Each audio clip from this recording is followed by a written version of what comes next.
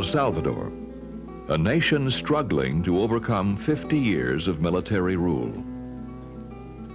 This period of transition has brought several major reform efforts. Land and banking reforms, rebuilding programs, and a strengthening of cooperative farm organizations seek the end to stark poverty suffered by many citizens. But reform seldom comes easily after a legacy of inequities. Violence and terrorism have slowed the democratic process in El Salvador, but they have not stilled it. The 1984 presidential elections are expected to play a big part in the search for a peaceful solution here. But in order to do so, they'll have to be honest and credible, not only to the international community, but especially to the Salvadorans themselves. With this in mind, the United States government, through its Agency for International Development, is assisting the Salvadorans in the preparation of an electoral register, which will help to provide some of these guarantees. The current electoral registry is based on national identification cards issued to every citizen over 18. These identification cards are issued in each municipality, and a duplicate copy is filed in the capital city of San Salvador.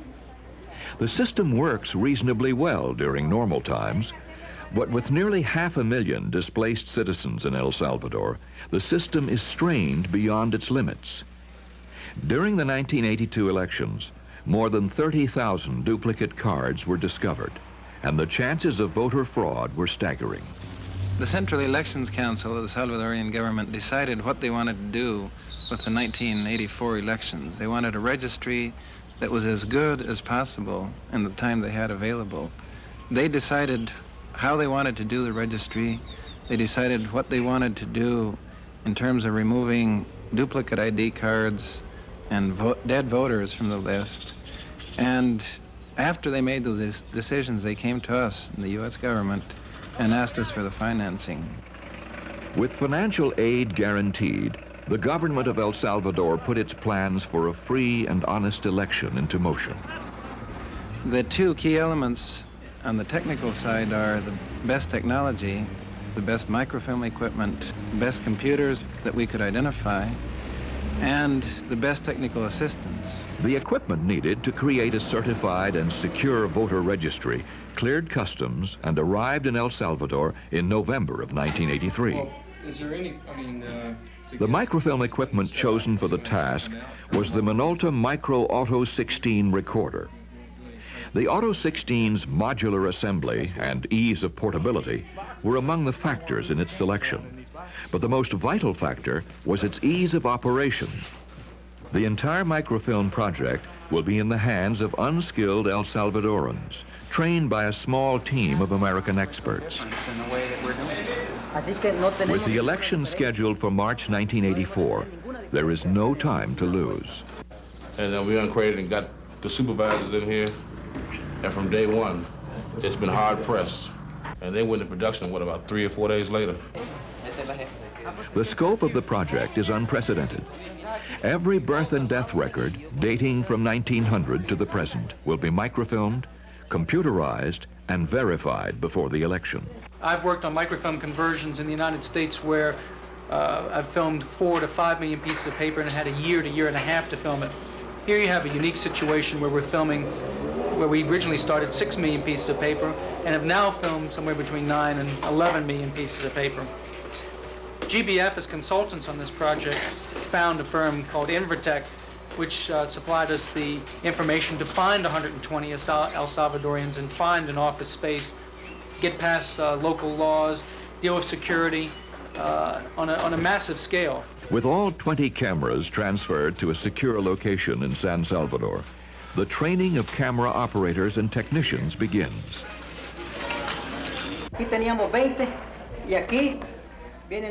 Within a week, the Salvadorans are in full production, and 2 years' worth of records are filmed and processed. The roll that has already been processed. That's very important. All of the American personnel have been delighted with how well the training has gone.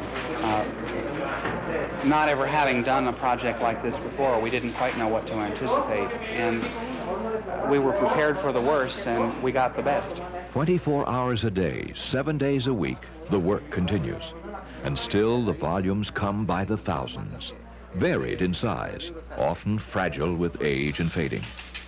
The deteriorating documents would challenge even the most skilled operators. But the Micro Auto 16's automatic exposure control and its advanced optics provide the high resolution required. And automatic focusing throughout 4 different reduction ratios keeps the project on schedule despite the enormous workload. I've been very pleased with the equipment. It's all holding up very well, living up to its reputation. Most of the work is done in San Salvador, but cameras are occasionally moved to areas so remote that their power must come from generators.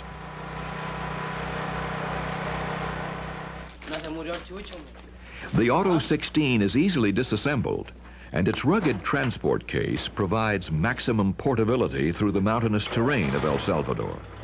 And whenever the cameras and personnel move, security and safety are prime considerations. Chalatenango, this area, is very dangerous because they have the hydroelectric plant over here. That's the head of the department. San Vicente is over here, the volcano area, very dangerous. Only way to go by helicopter.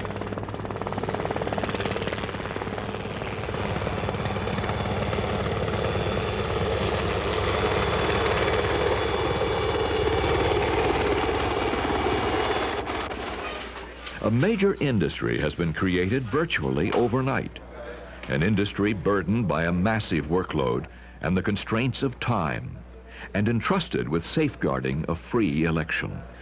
The staggering part in this is the production management. And by production management, I mean, how do you get the documents in, keeping track of all the technicians, their standards, their level of rework, splicing in rework, finding where the master rolls are, duplicating, making sure the duplicates are going to the right location. The rework has been between 1% and 2%, and in the United States, I'm comfortable with 4% to 6%. 100,000 times a day, vital information is transcribed onto computer forms to prepare an automated database for the registry. To enhance credibility and prevent tampering, an international certified accounting firm is chosen to design and verify the database.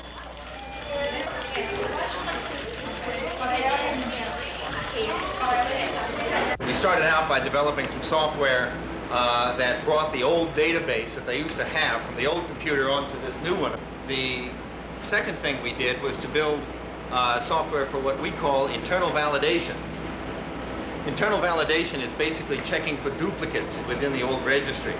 The third major part of the software that we developed was for what we call external validation, which is to check against a civil registry consisting of birth and death records. On February 21st, with nearly 11 million documents microfilmed, duplicated, and verified, the project was completed, delivering a secure and comprehensive voter registration list to the Central Election Council of El Salvador. Our assistance to the Salvadoran government has been, at least in my mind, a model of what international cooperation should be. We provided financing, we provided the best technical assistance we could find, the best technology we could get for the Salvadorians to do what they wanted to do with elections. On March 25th, 1984, the people of El Salvador exercised their democratic right to vote.